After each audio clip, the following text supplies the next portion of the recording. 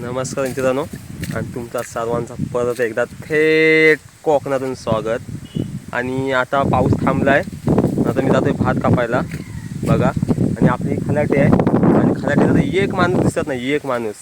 कारण पावसाने एवढा तडाखा लावला आहे ना, सगळ्याचा वाटवला गेला आहे. लोक घाबरले भात कापायला. ह्या सीझनला ही खलाटी भरलेली असायची भात कापायला. भात बी तयार आहेत सर्व बघा. पाण्यामध्ये कोण खलाटीत अजून घुसला नाही. पूर्ण खलाटी बाकी आहे कापायची. मी जातोय भात कापाय इकडं ह्या साईडला नांदुकीत. भात शाप पूर्ण करकरीत झाला आहे.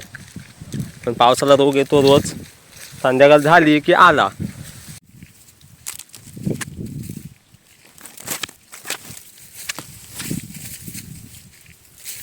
हा बघा, शेतात चिखल आणि पाण्यामुळं कापताव तसंच बांधताव. कापायचं आणि न्यायचा अशी आपली परिस्थिती झाली आता. चिखल शेतात नाही, कापताव आणि बांधताव. पावसाचा मरण आलाय. परत कालू केलाय,